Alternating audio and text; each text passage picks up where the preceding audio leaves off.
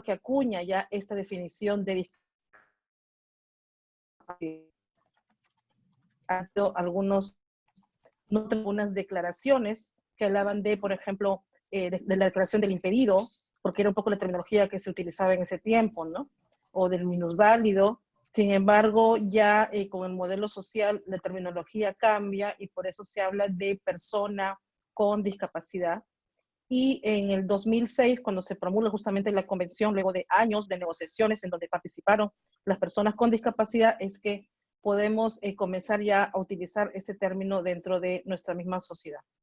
Entonces yo creo que aquí lo principal de la convención es que lo que hace la convención no es otorgar derechos a las personas con discapacidad. Las personas con discapacidad ya tenían derechos porque así lo decía la Declaración Universal de Derechos, que es para todos.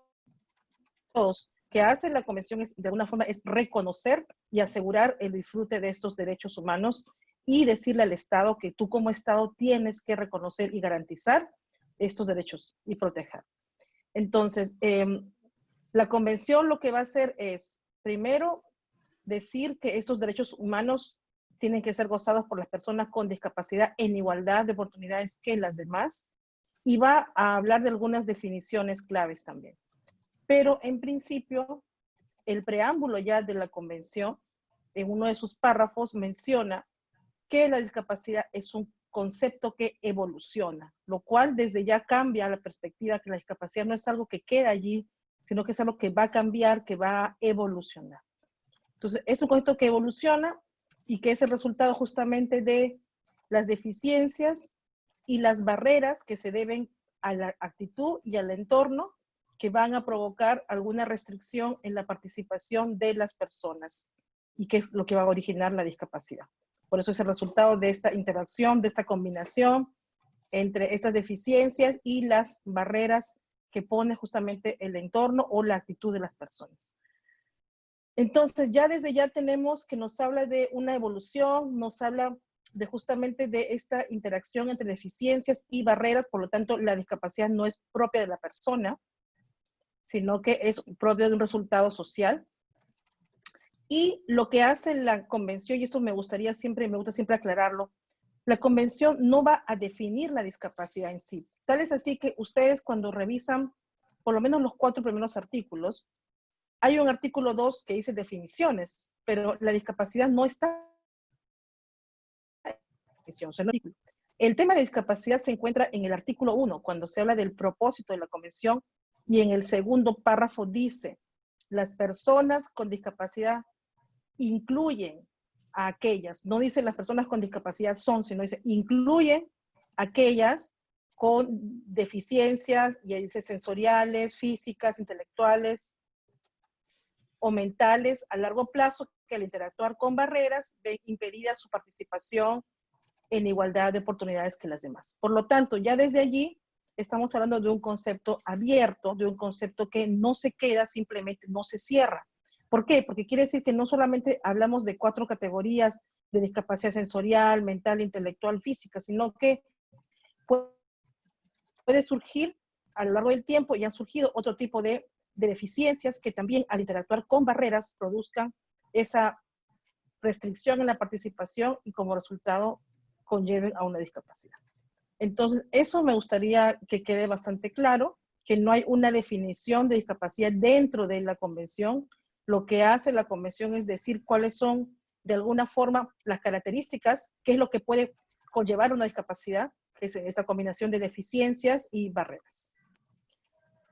Ahora, con referencia a esto, hablamos de barreras, y justamente, si bien es cierto, la convención no da una definición clara de barreras, sin embargo, a lo largo de todos sus artículos, cuando habla de accesibilidad, cuando habla de bien dependiente, hablamos de barreras físicas, barreras comunicacionales, y por eso hay una clasificación que hace recientemente un documento que se publicó el año pasado en inglés y que esperamos que se publique este año en español, en el siguiente mes quizás, que se llama las directrices IASC, que son las siglas del Comité Interagencia de Naciones Unidas y son esas directrices para la inclusión de personas con discapacidad en la acción humanitaria. Estas directrices están basadas en la Convención, en el lenguaje de la Convención y también basadas en todo lo que son los tratados humanitarios.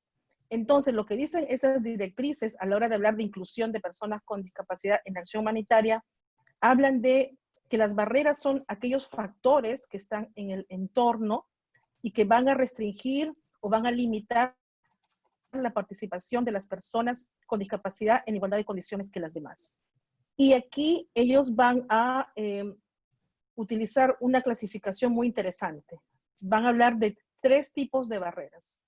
Van a hablar de unas barreras que le llaman barreras actitudinales, donde están todo lo que son prejuicios, concepciones erróneas, estos también creencias religiosas, mitos sobre la discapacidad, que de alguna forma le dan una connotación negativa a la discapacidad.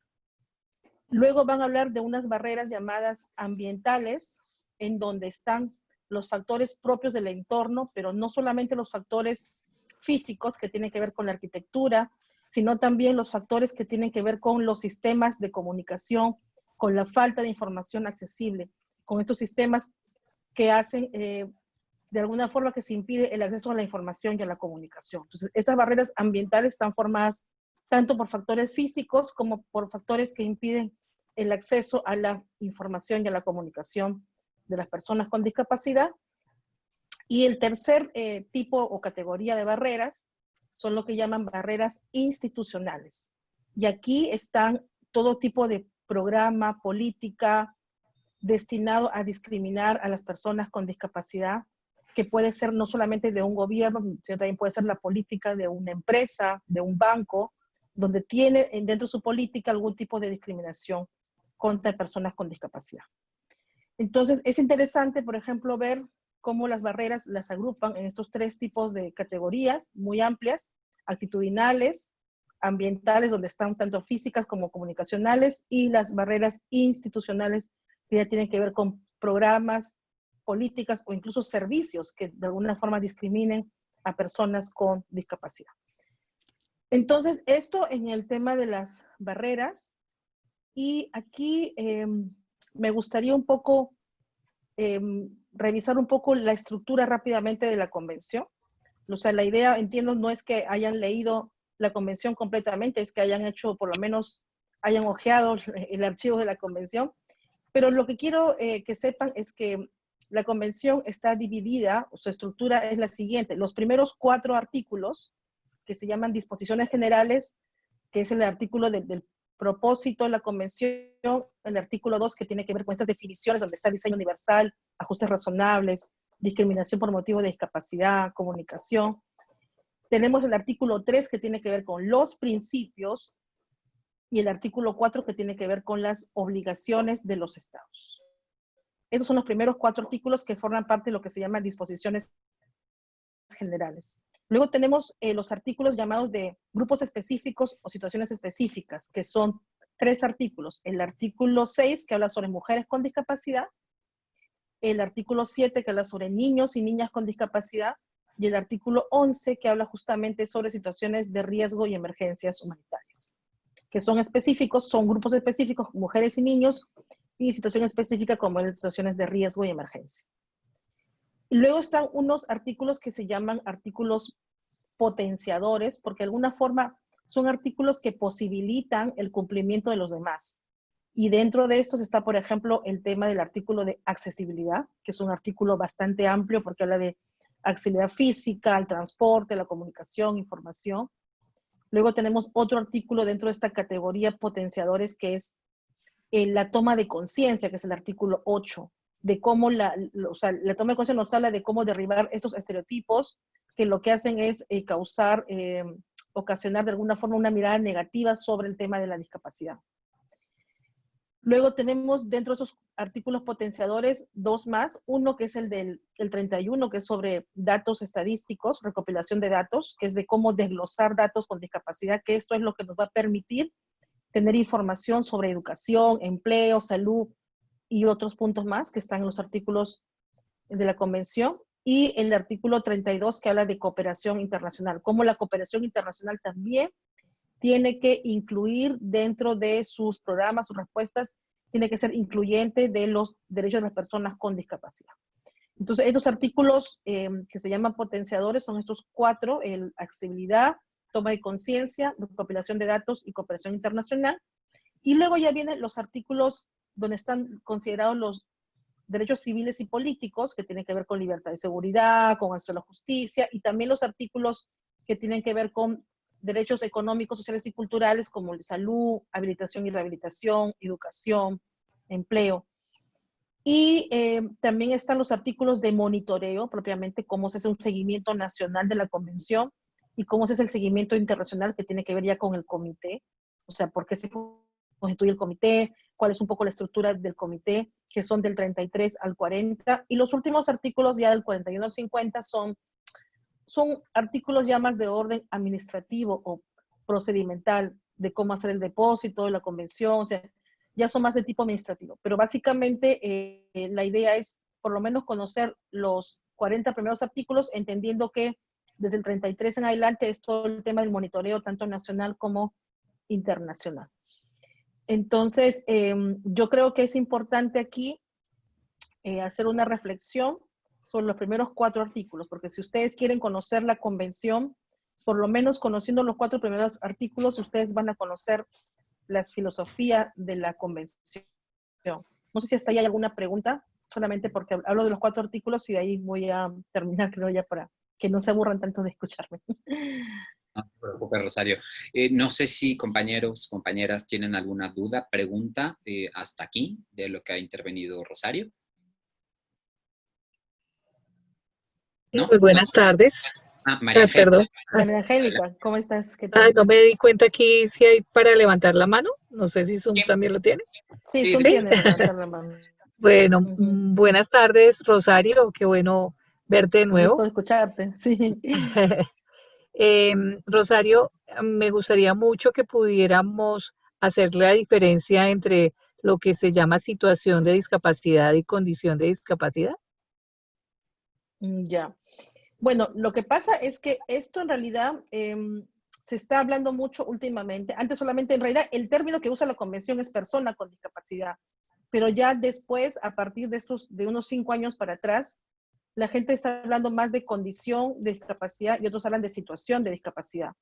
Y alguna vez yo también hice esta misma pregunta y me dicen que en realidad, si nosotros quisiéramos hablar del término que se usa en la convención, sería solamente persona con discapacidad. Pero como también se dice que la discapacidad es un concepto que evoluciona, podríamos nosotros decir que se dice condición de discapacidad porque es una parte más de la identidad de una persona. Una persona es mujer y tiene discapacidad y de repente también es afrodescendiente, digamos que parte de sus identidades sería la condición de discapacidad, el ser afrodescendiente y el ser mujer.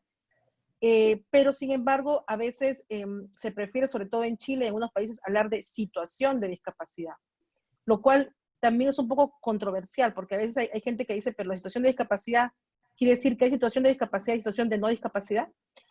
Bueno, podría ser en el sentido de que mientras haya menos barreras, supuestamente habría menos discapacidad. El día que haya un mundo donde no haya barreras ni siquiera arquitectónicas ni de comunicación y que todos podamos participar en las mismas condiciones, podríamos decir que las personas podrán seguir teniendo deficiencias, pero no discapacidad. Por tanto, tal vez cuando hablan de situación de discapacidad se refieren más que las barreras hacen que uno esté en una situación mayor de discapacidad que de repente en otros países, ¿no?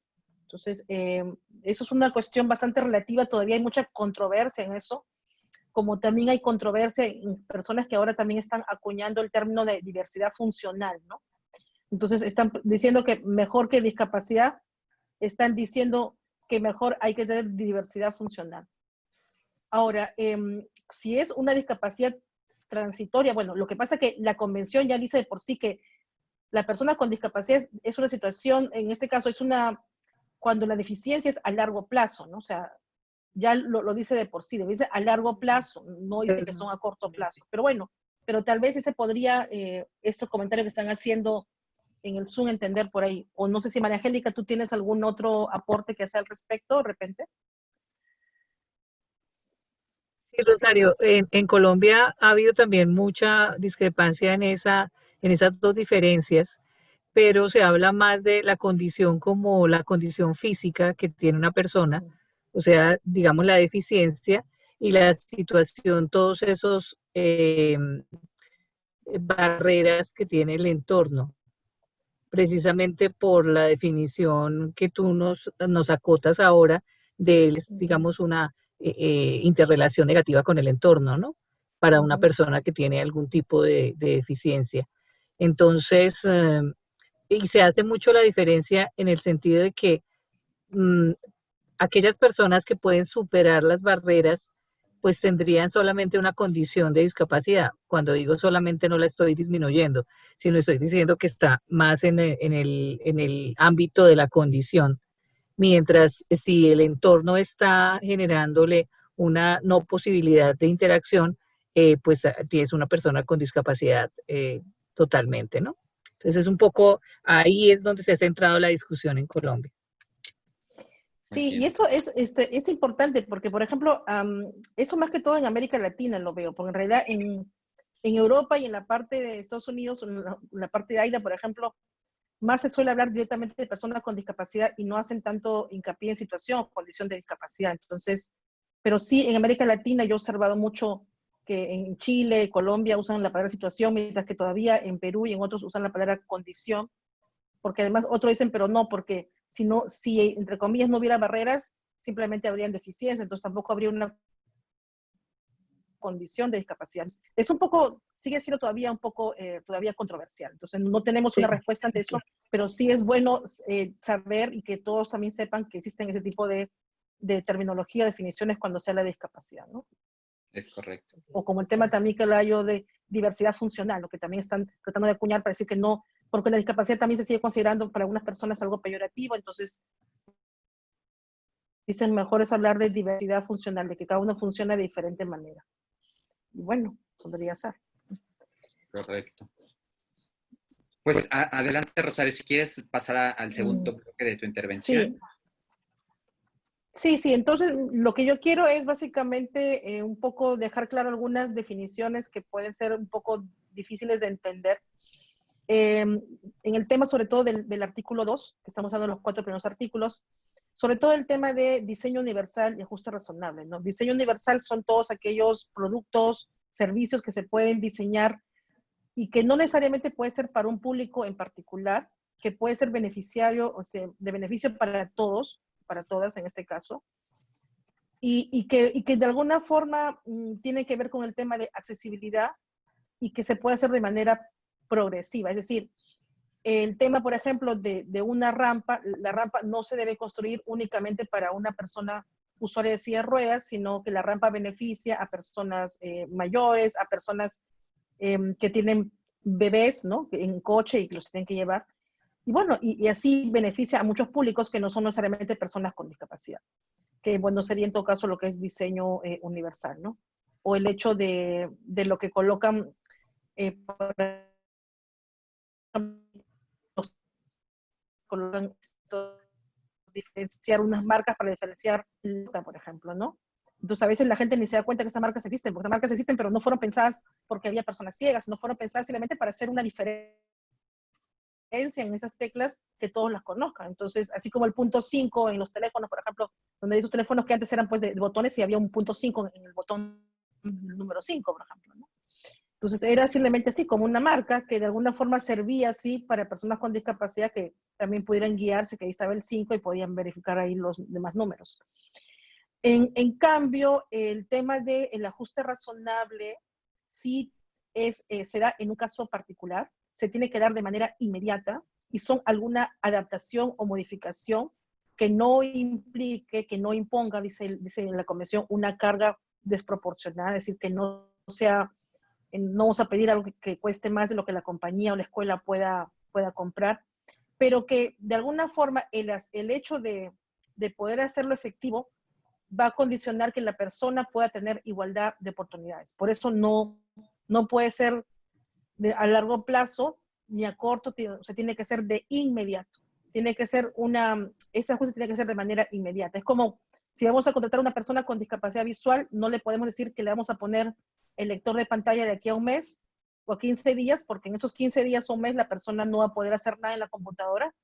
Entonces, al final no va a producir, no va a estar en igualdad de oportunidades. Entonces, el ajuste razonable es algo que tiene que ser dado de manera inmediata, es algo particular, depende de cada caso, y además es algo que tiene que ser negociado, o sea, es algo que el dueño, el empleador o el director de una escuela no puede saber qué es lo que va a necesitar, en este caso el educando o el trabajador, si el trabajador, el educando, no lo pide.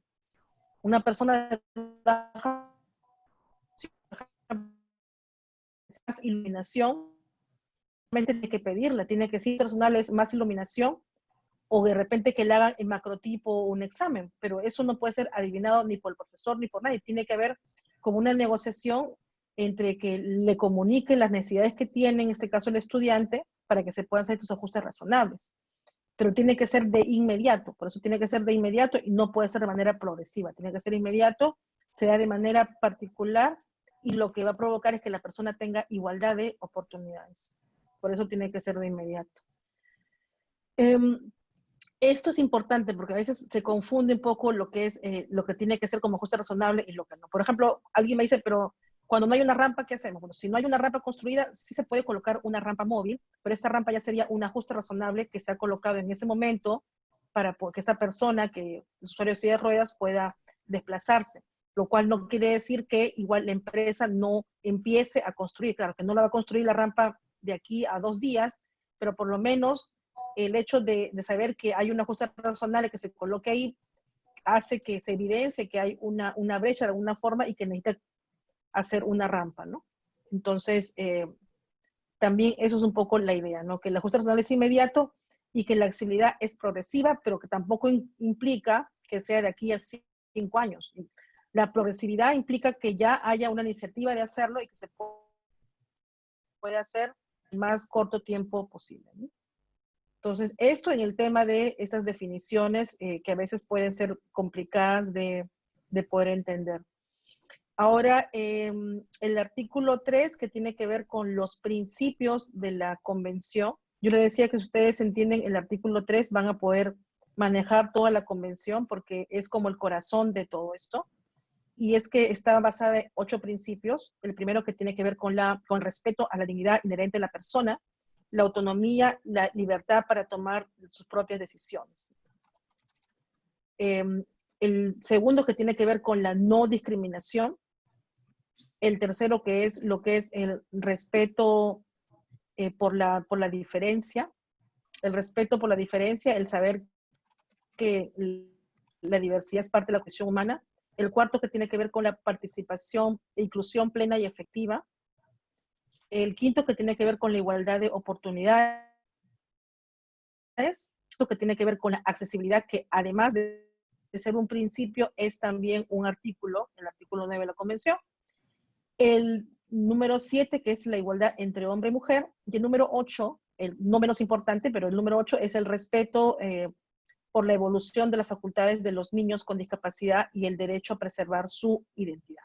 Entonces, si comenzamos a analizar artículo por artículo, vamos a encontrar que, por ejemplo, cuando hablamos de educación inclusiva, tenemos que poner en práctica la no discriminación, la igualdad de oportunidades para todos, la participación plena y efectiva de las personas con discapacidad en las clases y en todas las actividades escolares, la accesibilidad para garantizar que los niños y niñas con discapacidad puedan tener igualdad de oportunidades y el respeto, obviamente, a su autonomía, a su libertad para tomar decisiones y a la evolución de facultades de los niños, ¿no? Entonces, hemos encontrado que, por ejemplo, todos estos principios se van a aplicar en el tema de inclusión y así en salud, en empleo. Entonces, si nosotros podemos entender estos principios, vamos a ver que nos va a resultar mucho más fácil comprender cada uno de los artículos de la Convención.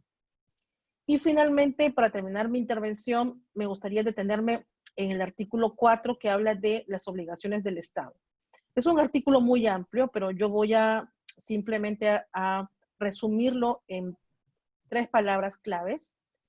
Las obligaciones del Estado se pueden resumir en respetar, que es decir, que el Estado respeta los derechos de las personas con discapacidad, se abstiene de interferir en el tema de derechos de personas con discapacidad, lo cual quiere decir que si hay alguna política que sea discriminatoria, tiene que abolir esta política. Luego tenemos la segunda palabra clave, que es proteger. El Estado tiene el deber de proteger a las personas con discapacidad contra otros que intenten de alguna forma discriminarlos. Es decir, si el Estado ve que hay una política, ya sea de una empresa privada, el Estado tiene que hacer algo definitivamente para que esta política no sea aplicada, ¿no? Entonces el Estado tiene que intervenir de esa forma. Y finalmente la otra palabra es cumplir, entendiendo cómo hacer efectivo. ¿Y cómo hace efectivo? El Estado respeta, protege, pero tiene que hacer efectivo los derechos de las personas con discapacidad. ¿De qué forma? Asignando recursos necesarios, haciendo políticas públicas que incluyan a las personas con discapacidad y asignando sobre todo presupuestos para que los presupuestos sean invertidos en ese tipo de ajustes razonables, en accesibilidad y en todos lo que son también sistemas de apoyo.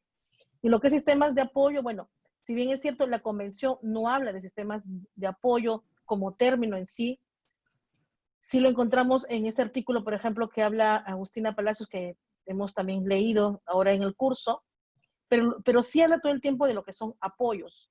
Y la convención dice que son apoyos tanto la asistencia humana, que puede ser una persona como asistente personal, como también la asistencia animal, dice en algún artículo, que se refiere por lo general a los perros guía, pero también se refiere a algún tipo de animal que le llaman de apoyo, ¿no? De ayuda, que también se utiliza mucho para detectar algún tipo de ataques epilépticos o que también usan algunas personas con autismo que tienen algún tipo de episodios, ¿no? Entonces, animales de ayuda.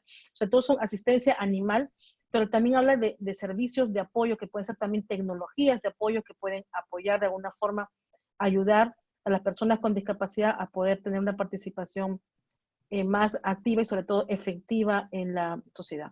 Entonces, yo creo que sistemas de apoyo siempre hablemos de un conjunto que puede ser de servicios, de un conjunto que puede ser de personas también que puedan de alguna forma apoyar incluso en la toma de decisiones. Y eso también me pedía un poco Guillermo que hable. Hay un artículo 12 que dice igualdad de reconocimiento ante la ley. Y este artículo es súper importante porque no solamente basta que se reconozcan los derechos, sobre todo es necesario que se garantice el ejercicio de los derechos. ¿De qué sirve que el Estado diga, sí, yo reconozco los derechos si cuando vamos a un banco nos piden, como personas con discapacidad, que firme otra persona, porque entre comillas necesitamos que otra persona firme junto a nosotros o por nosotros para abrir una cuenta o para hacer algún tipo de, sacar una tarjeta de crédito? Entonces, eso no es garantizar la capacidad jurídica, la capacidad legal de la persona. Eso es seguir infantilizando a la persona con discapacidad, seguir entendiendo que no es sujeto de derechos. Entonces, el artículo 12 es lo que nos va a dar a nosotros la potestad de ser sujetos de derechos, que se nos reconozca como sujetos capaces de tomar decisiones propias, como para poder disponer de nuestro dinero, para poder hacer una compra, vender un inmueble y todo lo que eso requiere. Bueno, yo lo dejo ahí. Yo sé que hay mucha información y habría todavía mucho más, pero he querido un poco reducir la acción para que por lo menos entendamos de la convención y de acuerdo también a lo que Guillermo me pidió que pudiera hablarles. Bueno, muchas gracias, pero igual quedo atenta para alguna pregunta si necesitaran. Excelente, Rosario. Pues muchísimas gracias. Yo creo que, pues bueno, sí era todo un desafío poder en un par de minutos nada más abordar toda la convención y sobre todo todos estos conceptos claves de los que Rosario ya nos ha hablado. Si se dan cuenta, además, este modelo social y de derechos humanos centra estos desafíos y estas barreras en el entorno y sobre todo la importancia de generar este conjunto de medidas, apoyos que las personas con discapacidad requieren para poder tomar sus propias decisiones, pero además yo quisiera destacar de manera muy particular este principio y este derecho del cual habló Rosario, que es el de accesibilidad, ¿no? Pero accesibilidad en el sentido amplio del concepto, ¿no? Entenderlo como principio y como un derecho es sumamente clave, porque además el propósito último de brindar este sistema de apoyos y estos ajustes razonables y pensar en una accesibilidad plena y completa es generar dos cosas muy importantes para las personas con discapacidad, que es garantizar su autonomía e independencia. Entonces, creo que ese es un punto clave y que realmente nos cambia completamente el paradigma. Bueno, pues antes de pasar y seguir con las reflexiones y el debate, además les quisiera invitar a todas y todos que prendan sus cámaras porque hoy también tenemos un invitado especial y ya está conectado desde hace un momento. Hoy nos acompaña en esta sesión de manera muy especial Javier Quijano, que es presidente de CONFE, que es una de nuestras organizaciones de Coamex. De hecho, recientemente estuve conversando con él y sobre la gran fortuna de tener a todos ustedes tomando este curso y pues la verdad está muy contento y pues quiso entrar a esta sesión hoy para poderles ver y escucharles. Y Javier, no sé si quieres, si estás por ahí disponible, para darles un pequeño mensaje y saludar a la gente que nos acompaña hoy, a los participantes del curso Migración y Discapacidad. Hola, ¿qué tal? ¿Cómo están todos? ¿Me oyen? ¿Me escuchan, Guillermo? Sí, sí, te escuchamos, Javier. Perfecto. Bueno, es que platicando con Guillermo, yo le decía que desgraciadamente no podía estar en todo el curso, pero que se me hacía muy interesante y muy rico todo el material y todo lo que están viendo y revisando, y sobre todo toda la participación de todos ustedes, un grupo tan selecto y tan bien preparado, y sobre todo a luchar por la causa de la discapacidad y la migración, que es un elemento, es una influencia sobre la discapacidad, sobre nuestra región de tanta necesidad tenemos de los derechos humanos, de poder palpar y plasmar los derechos de las personas con discapacidad. Muchísimas gracias por este gran esfuerzo, Guillermo, y a todo su equipo. De veras, muchas, muchas gracias. No, pues muchísimas gracias a ti, Javier, por acompañarnos en esta sesión y sumarte, aunque sea un ratito, y pues bueno, y conocer a toda esta gente que está participando con nosotros y que la verdad son todos elementos sumamente valiosos. Tenemos aquí a chicas de la oficina de ACNUR México, tenemos gente de Riadis, tenemos gente de distintos países, de Ecuador, de Perú, de Colombia, gente de España también. Y bueno, pues la verdad es una oportunidad de diálogo y de reflexión muy, muy interesante. Claro, por supuesto, y con tantas raíces que tenemos en común y en una región latinoamericana definitivamente, o sea, hay que sumar y hay que tener ese esfuerzo y hacer punta de lanza para que podamos plasmar y podamos exigir y podamos gozar de los derechos de las personas con discapacidad en nuestros países y conocer qué se está haciendo en toda la región. Muchas gracias, Guillermo. Un abrazo y no los interrumpa, hay que seguir, que está muy interesante. Muchas gracias, Javier, muchas gracias.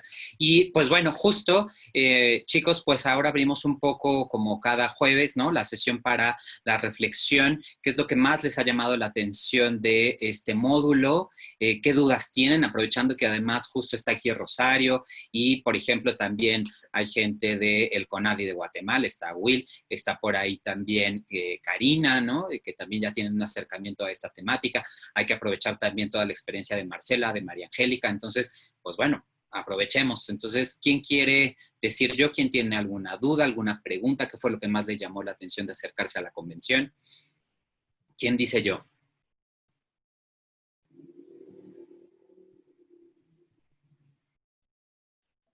Sin pena, sin pena. No, no porque esté nuestro presidente de CONFE. Un comentario de mi parte.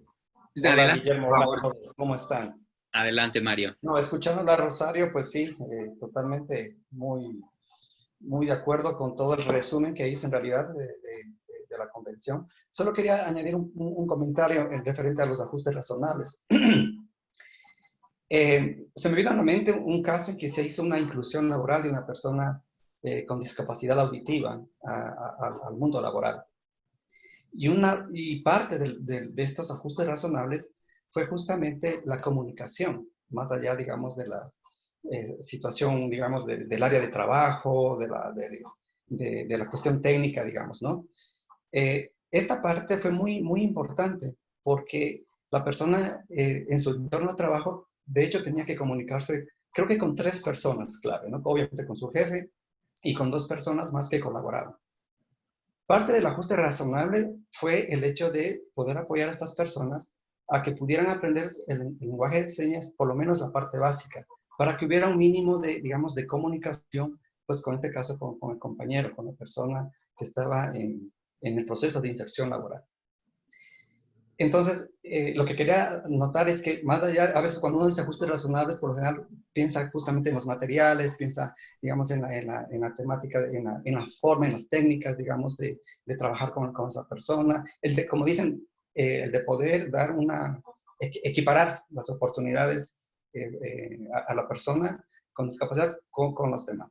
Pero parte de esos ajustes razonables también son estos aspectos, ¿no? Estos aspectos de comunicación, estos aspectos de relacionamiento, e inclusive ¿qué podríamos decir? Del aprendizaje de nuevos hábitos, tanto para digamos, para la persona con discapacidad que se incorpora a este entorno, como también para las personas que están siendo parte o participando en ese entorno con la persona con discapacidad.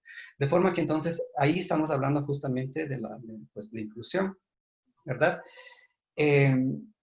La otra parte que quería comentar es respecto justamente a lo de diseño universal. Al principio, cuando yo escuchaba esta palabra, y claro, siempre, digamos, tomando en cuenta del área en la que estabas trabajando, en este caso con personas con discapacidad, uno tiende justamente a mirar desde su óptica o desde su punto de vista. Es decir, si yo estoy trabajando en el área de discapacidad, pues lo veo de esa parte, pero en realidad deberíamos ver pues con todas las aristas, ¿verdad? Es decir, cuando hablamos de diseño universal, como decía Rosario, es pensar en todos, ¿verdad? Y yo me acuerdo, tengo un compañero de trabajo, bueno, somos muy buenos amigos hasta ahora, se llama Patricio, y su apellido es izquierdo, pero también es izquierdo, es zurdo, ¿ya? Y eso era un poco chistoso con él. Así que, por ejemplo, él me hablaba, ¿no? O sea, él es una persona, digamos, sin discapacidad, pero solo el tema, digamos, de conseguir cosas, por ejemplo, para los que son zurdos, por ejemplo, una guitarra, ¿verdad? O cosas tan sencillas que para los diestros se nos hace tan fácil.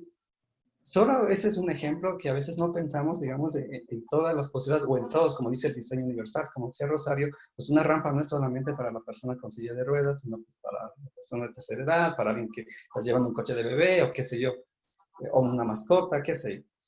Entonces, creo que de esa parte, digamos, a veces sí es necesario ampliar nuestro horizonte y salirnos un poquito del área de discapacidad y sin discapacidad, sino justamente dar esa mirada, ese horizonte de que es un diseño para todos, ¿verdad? Para todos y todas. Bueno, esos Muy bien. eran dos pequeños comentarios nada más. Muy bien, Mario. Me parece muy buena tu reflexión y además justo creo que esto nos permite ver también todo el aporte que el mundo de la discapacidad ha dado al mundo, ¿no? Y a todas las personas, ¿no? Que al final de cuentas, desde esta mirada inclusiva, me parece que es muy claro tener esa diferenciación entre lo que es el diseño universal y precisamente los ajustes razonables que sí son de persona a persona, ¿no?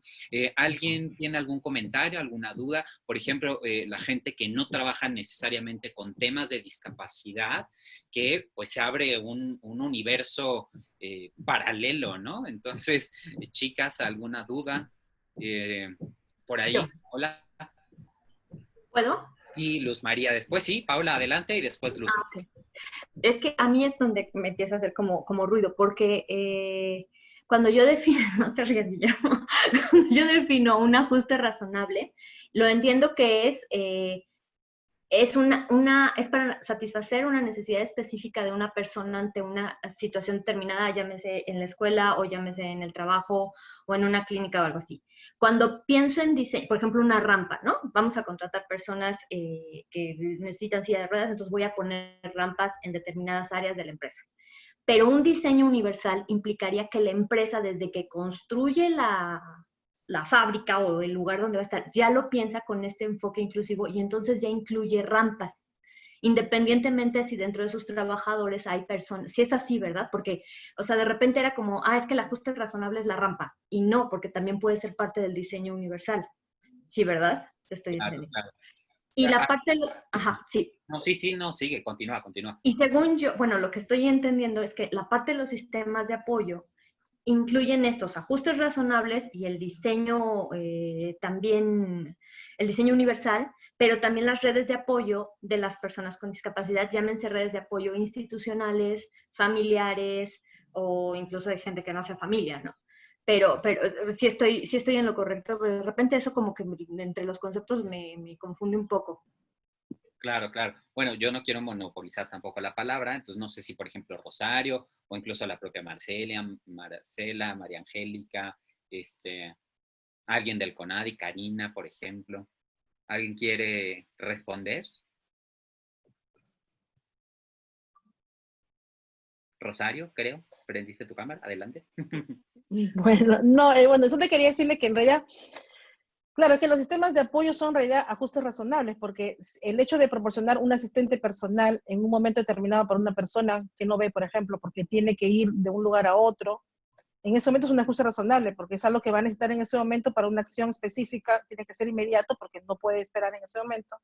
Igualmente, si es para un apoyo para tomar decisiones para personas con discapacidad intelectual, sigue siendo un ajuste razonable porque va a depender uno de la necesidad que tenga esta persona, que es una necesidad inmediata y bueno, y tiene que ser dado para que garantice esa igualdad de oportunidades. Entonces, el ajuste razonable no es solamente algo tecnológico, como dice también Mario Mora, no es solamente, el ajuste razonable puede ser incluso también solamente que te den más tiempo en un examen, porque alguien con baja visión puede pedir, bueno, yo necesito más tiempo en un examen porque por la baja visión no me es posible. Entonces, el hecho de aumentarte el examen, darte media hora más, ya es un ajuste razonable. Entonces, el ajuste razonable es todo esto que te proporciona todo tipo de apoyo que que lo que va a hacer es que tengas igualdad de condiciones para participar, igual que los demás que no tienen discapacidad. Entonces, pueden ser elementos, pueden ser adaptaciones, que pueden ser tecnológicas, que pueden ser incluso de horario, de tiempo, que pueden ser adaptaciones metodológicas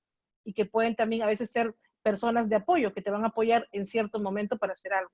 Entonces, cuando hablamos nosotros de sistemas de apoyo, estamos hablando prácticamente de un conjunto de ajustes razonables que forman un sistema de apoyo para una persona. Porque una persona va a necesitar más de un ajuste razonable para poder tomar una decisión. Entonces, de repente va a necesitar una persona, pero también va a necesitar tener material de fácil lectura, por ejemplo, o tener, entonces, ya estamos hablando de 2 o 3 ajustes razonables que combinados van a formar un sistema de apoyo específico para que esta persona con discapacidad pueda participar de manera efectiva en su comunidad. Y lo importante, no olviden, es esta relevancia en que cada vez esta persona lo haga con mayor autonomía para que pueda ser independiente. A lo mejor va a haber algunos sistemas de apoyos o algunos ajustes razonables que también se pueden ir desvaneciendo conforme también las personas con discapacidad han desarrollado ciertas habilidades, ¿no? Por ejemplo. Luzma, querías hacer también una intervención, pregunta, adelante. Hola, buenas tardes a todos. Pues yo no trabajo el tema de la discapacidad, pero me fueron muy gratas las lecturas, sobre todo la convención, los documentos del CIADIS, el PAD. Me parece, en primer término, que son documentos vanguardistas porque contemplan una desagregación de las características de las personas con discapacidad. Otra de las cosas que me llamó mucho la atención fue el desglose perfectamente alineado con las necesidades y habilidades y capacidades de cada persona. Otro aspecto que también me llamó mucho la atención fue el de comunicación, que incluye todas las formas, todos los medios y todos los formatos, incluyendo las TICs. Entonces yo dije, wow, esto sí que está pues contemplado ahora sí que para todos, como por ahí leí una frase que decía, precisamente el documento de Agustina, que decía, es que es el derecho de tener todos los derechos que las otras personas, ¿no? Entonces, pues la verdad es que sí, me parecieron unas lecturas muy, muy padres, te digo, porque yo no trabajo el tema de la discapacidad, pero sí me parecieron muy importantes. Luego, en el tema de la sección, se me fue, seccionalidad, la interseccionalidad, ajá. Sí, efectivamente en todos los documentos no lo toca, el único que lo toca es el PAD. A la hora de estar leyendo, sí me parecían como todos los elementos repetitivos de los demás documentos, pero cuando leo el desglose de cada derecho o de cada elemento, yo digo, bueno, pues es que la interseccionalidad está implícita en cada uno de estos apartados. Entonces, y ahora con el resumen que hace, excelente resumen que hace Rosario, me queda muchísimo más claro los conceptos de ajuste razonable, sobre todo el de ajuste razonable. Me fue muy grato ese resumen que hizo Rosario. Muchas felicidades. Y bueno, pues eso nada más eran mis comentarios. Muchísimas gracias, Luzma. Yo nada más quisiera hacer justo aquí un par de comentarios, sobre todo a la luz de quienes han podido también conocer otros tratados o convenciones. También la Convención sobre los Derechos de las Personas con Discapacidad es única en términos de poder visibilizar grupos específicos de la población, particularmente, háblese niñas y niños y mujeres con discapacidad, que hay un articulado específico para hablar de niñas y niños y mujeres con discapacidad. Otro punto clave es además, y bien lo mencionas, Luzma, es estos instrumentos de nuestra región, del sistema interamericano, es decir, la propia Convención Interamericana para la Eliminación de toda forma de discriminación contra las personas con discapacidad, que data incluso de tiempo antes de la propia Convención de Naciones Unidas. Ya en nuestra región se reconocía la necesidad de dar una atención prioritaria a este sector. Y además este instrumento, el PAD, que es el Programa para el Decenio, de Acción para el Decenio, además es un instrumento verdaderamente de vanguardia porque hace un cruce de todos los documentos que, si bien justo en la introducción es de los únicos instrumentos tal cuales que hacen mención implícita, de una manera muy explícita, el tema de la interseccionalidad. Entonces, es una herramienta verdaderamente de vanguardia y que además es propia de nuestra región, entonces hay que reconocerlo también, ¿no? Muy bien, muy bien. ¿Alguien tiene algún comentario, alguna otra pregunta? Quería decir algo, María Angélica, por Guillermo. favor. Sí, me encantará escucharte. Gracias. En marzo del año pasado, en el 2019, salió la estrategia de Naciones Unidas para la inclusión para la inclusión de la discapacidad, digamos, en todos los medios de Naciones Unidas. Yo recomendaría mucho revisar ese documento. A mí me parece, digamos, es un documento que es como, para mí es supremamente útil en el sentido de cómo una organización, y yo creo que no es solamente le cabe a Naciones Unidas, sino a todas las organizaciones del mundo, cómo puede implementar la convención para volverse incluyente, ¿cierto? O sea, la convención es un documento demasiado rico. Lo que tú decías era muy cierto en otras ocasiones. Nos decías, es que uno lo lee y sigue encontrando cosas. Eso pasa, ¿no? Yo me he enamorado de un par de artículos y le sigo leyendo y le sigo sacando cosas. Pero este UNDIS, como se llama, la estrategia, tiene unos indicadores que son muy, muy interesantes para como hacer un checklist de si vamos por un buen camino en la inclusión de todos los temas de discapacidad, digamos, en una organización. Entonces, recomendaría mucho ese documento. Excelente. Bueno, María Angélica, incluso si nos lo puedes compartir por el chat, por el grupo de WhatsApp, o si no, igual mándamelo a mí, incluso lo subo a la plataforma como parte de los materiales complementarios de consulta. Y sí, Perfecto. yo creo que Con sí mucho sería gusto. bueno retomarlo. Y pues sí, como les he indicado muchas veces, vean, yo aquí traigo mi convención de bolsillo, que siempre la traigo para todos lados, es como mi Biblia, y aparte, literal, es de bolsillo, si se dan cuenta está chiquita. Entonces, cada vez que, o sea, aunque me sé los artículos, de repente lo vuelvo a sacar y lo vuelvo a leer y es como volver a reconfirmar. Entonces, sí es una invitación que este tipo de convenciones o tratados que nos sirven para el trabajo cotidiano, ¿no? Pues lo tengamos siempre como muy a la mano y pues ahora en estos temas de migración y discapacidad, pues ya conoceremos también la Convención de Refugiados, que por ahí veo a las chicas de ACNUR que ya les voy a hacer ojitos para que sean las que expongan el próximo jueves, ¿no? Entonces ya nos organizaremos para ello. Y no sé si hay como algún otro comentario, duda, pregunta, comentario, porque ya casi estamos por cerrar la sesión y les quiero hacer una presentación rápida. Mariana, adelante. Y Ivonne también. Ok, Mariana, adelante. No, pues en realidad estábamos platicando un poquito que nos gustaría seguir oyendo a Rosario porque nos encantó su presentación y de hecho, bueno, si va a haber otras oportunidades, quizás esta sesión ya está más finalizando, pero pero la verdad es que nos gustaría mucho volverla a escuchar más adelante en alguna otra de las sesiones. Entonces, solo como un comentario general que es muy enriquecedor y que tampoco es algo que conozcamos nosotros tanto y Seguro, agradecemos mucho. seguro, si no, capaz que luego organizamos un webinario adicional y nos metemos más de lleno a estos temas. Claro que sí, claro que sí. Sí, podría ser. Yo estoy encantada de poder apoyar en lo que Súper, necesiten. súper, no, pues súper. Ok, Ivonne, adelante. Ok, yo tengo una pregunta. En la convención se habla sobre la responsabilidad también de las empresas en tomar medidas de inclusión. Y yo quiero preguntar, ¿cómo se contrapone esto o cómo esto puede ir de la mano con lo que tiene ya muchos años también en la práctica, que es lo de la responsabilidad social de las empresas?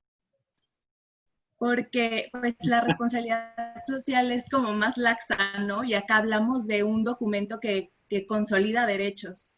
Claro, claro, claro. Bueno, compañeras, compañeros, hay varios que en sus temas de incidencia, de sus tareas de los módulos pasados, han trabajado el tema de trabajo. Y Marcela se está riendo porque sabe que es una de ellas. Entonces, ¿quieres contestar esa pregunta? Vale, sí, claro que sí. Bueno, digamos que la responsabilidad social empresarial sí ha tenido como una de las estrategias la inclusión laboral de personas con discapacidad. Pero pues, como tú bien lo dices, de responsabilidad social pueden ser otras cosas, también están de tipo ambiental, ¿m? Y otros programas sociales que desarrollan las empresas. Hay algunas que bajo este modelo, bajo este programa de responsabilidad social, vienen trabajando temas de inclusión. En algunos países de Latinoamérica existen como algunos beneficios tributarios, algunos incentivos, incluso en algunos países existen también cuotas de contratación para población con discapacidad, que hace que las empresas busquen unas estrategias y pues obviamente ahí se hace mucho más vigente todo el tema de diseño universal y de ajustes razonables para incluir a población con discapacidad dentro de estas empresas. Entonces creo que van como muy de la mano. En algunos casos, los dos temas, tanto responsabilidad social como temas de inclusión laboral. Muchos lo ven desde esa estrategia. Muy bien, muchas gracias, Marcela. Bueno, más o menos, ya sí te respondió, ¿verdad, Ivonne? Perfecto. Pues ya de eso se trata, pues digo, porque si no hablamos siempre los mismos. Bueno, pues la verdad que lo que ha sido esta sesión y la de la semana pasada de interseccionalidad creo que han estado increíbles. Y aparte justo ya es lo rico de este curso, porque ya no estamos adentrando a nuestra población objetivo, ¿no?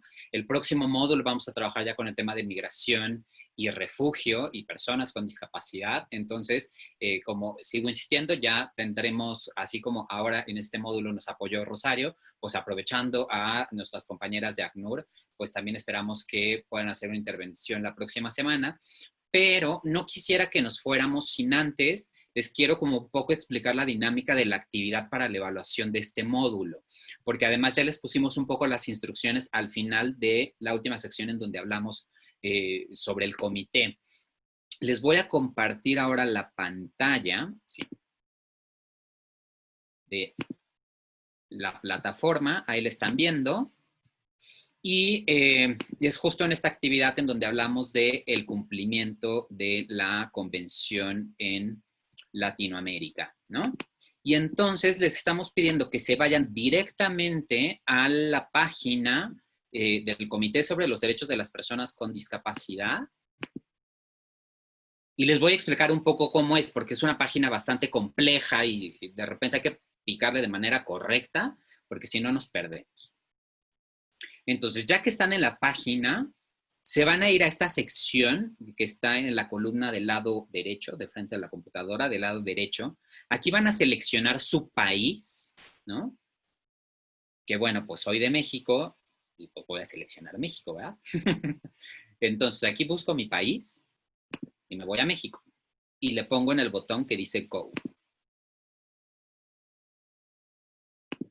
Ya que me va a redireccionar a la página, bueno, espero que me redireccione porque ahora no quiere.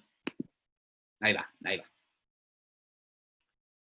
Tengamos de paciencia porque además, como es muchísima información la que tiene estas páginas, de repente se está dando un poco en cargar, ¿sale? Entonces ya ahí los redirecciona y se van a ir a esta primera sección. Esperen, que está cargando. Se van a ir a esta primera sección que dice Estado de la presentación de informes de México. Y aquí les van a salir todos los tratados, bueno, todos los comités, ¿no? Los órganos de tratado en los cuales ese país participa. ¿Ok? Y ustedes le van a dar clic a la última, que en este caso es la CRPD por sus siglas en inglés, ¿no? Que nosotros es CDPD, ¿no? Ahí.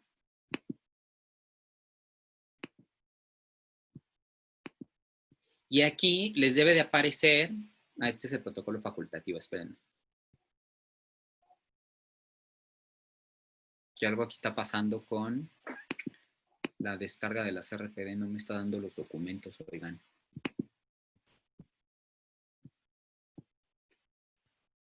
A ver, vamos a ver cómo, aquí está, en la CEDAW sí aparece, miren, ¿por qué en la de, aquí está, ya, es que le estaba picando mal. Entonces, yo sugiero que en el caso de México, de los que son de México, se vayan a este que dice segundo y tercero, porque aquí está todos los documentos del Estado, aquí está el informe del Estado parte, este es el informe que entregó el Estado mexicano. Aquí está la lista de cuestiones que se acaba de adoptar por el comité el 30 de octubre y van a encontrar todos los informes alternativos que diferentes organizaciones o coaliciones han entregado. No es por nada y no es por presumir, pero aquí están todos los informes alternativos de la Coamex, ¿no? Por si los quieren ver y revisar. Entonces, la intención es que ustedes en su cuadro de análisis puedan identificar cuál es el estado, la situación. Estoy regresando a nuestro webinario. ¿Cuál es el estado, la situación del derecho humano que ustedes han seleccionado en su tema de incidencia?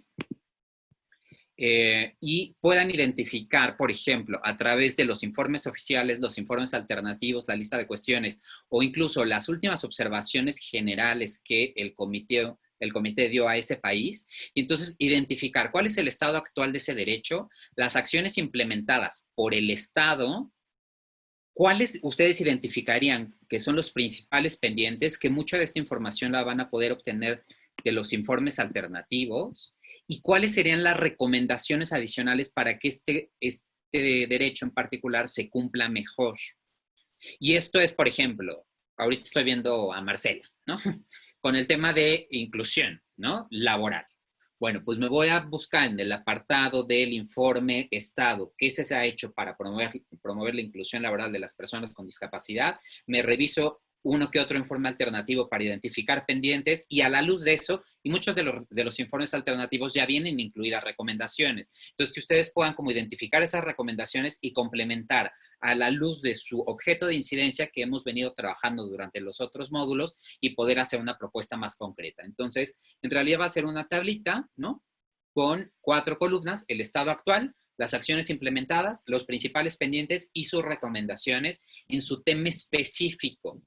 ¿Me explico? Entonces, por ejemplo, hay gente que está trabajando temas de educación, hay gente que está trabajando temas de migración, que ahí les recomiendo, por ejemplo, si hay cuestiones particulares en la lista de cuestiones para el Estado mexicano, por ejemplo, para Luz María, para Osvaldo, que están trabajando temas propiamente de migración, o dense una mirada en qué dice el artículo sobre mujeres y niñas y niños con discapacidad, y de alguna otra forma por ahí ir identificando qué otros elementos se podrían ir retomando, ¿ok? La verdad que es una manera de hacer un ejercicio y acercarnos a estos instrumentos y a estos mecanismos de seguimiento de este tipo de convenciones o tratados internacionales, y mi intención es que hagamos algo similar con la Convención de Trabajadores Migratorios y sus familias, que lo vamos a trabajar en el próximo módulo, y también otros mecanismos para dar seguimiento a la Convención de Refugiados, ¿ok? Entonces, ya iré planeando estas estrategias con nuestras compañeras de ACNUR. Entonces, ahí nos vamos organizando para coordinarnos y planear lo del siguiente módulo. Y en realidad, ese va a ser su elemento de evaluación de este módulo. Entonces, en realidad, mañana se va a habilitar la caja para que anexen, ¿no? Un archivo adjunto, como lo hemos hecho, su tablita con su tema de incidencia, ¿ok? ¿Hay alguna duda? Sí, Guillermo, ¿puedes repetir hablaste de una matriz con 4 elementos, no alcancé a notar todo. Exacto. El informe del Estado, ¿no es Ajá. cierto? Luego algo de la lista de cuestiones de los informes alternativos. Ajá. La última, recordé recomendaciones, pero la tercera ya no te escuché. ¿La tercera era? De cualquier manera, están estas instrucciones en la última actividad, en donde hablamos del cumplimiento de la convención en Latinoamérica. Entonces, la sugerencia es revisar los informes oficiales de los países, los informes alternativos, la lista de cuestiones y las observaciones finales, que estas son las recomendaciones que hace ya el comité de ese país en específico, para que puedan ustedes armar una matriz con 4 elementos sobre el estado actual del derecho, las acciones implementadas, los principales pendientes y cuáles son sus recomendaciones, o sea, suyas, con ese tema. Y que muchas de esas recomendaciones quizás las puedan retomar de los propios informes alternativos. ¿Ok? Yo en este momento, y para los que son de México, les pido que ahorita revisen solo el informe del segundo informe alternativo. Si su informe si su tema de incidencia tiene que ver con, por ejemplo, con temas de salud, de educación, de empleo, qué sé yo, ¿no? Si ya se van a meter un poco en el tema de inmigración, sí los invito a que conozcan nuestro segundo informe alternativo de inmigración y discapacidad, pero ese en particular lo vamos a trabajar de manera importante en el módulo 6. Entonces, digo, se pueden ir como un poco dando una revisada, pero lo vamos a trabajar con mayor detalle en el módulo 6, nada más para que lo tengan presente. ¿Ok? Bueno, ¿alguna duda? Nada más veo caritas de agobio. No se preocupen. ¿Cómo estuvo los videos? Perdón, de la tarea anterior. Pues de hecho fue con lo que inicié la sesión. La verdad, felicité a... Yo entré tarde, perdón. Sí. No te preocupes, Mario. Pues la verdad que fue una actividad que yo disfruté muchísimo porque fue ver los ¿no? Ver cómo las habilidades que tienen unos para edición de videos y demás, increíbles. Y la verdad sí fue una actividad muy rica y digo, creo que en realidad todos salieron muy bien calificados. La verdad que sus trabajos me encantaron.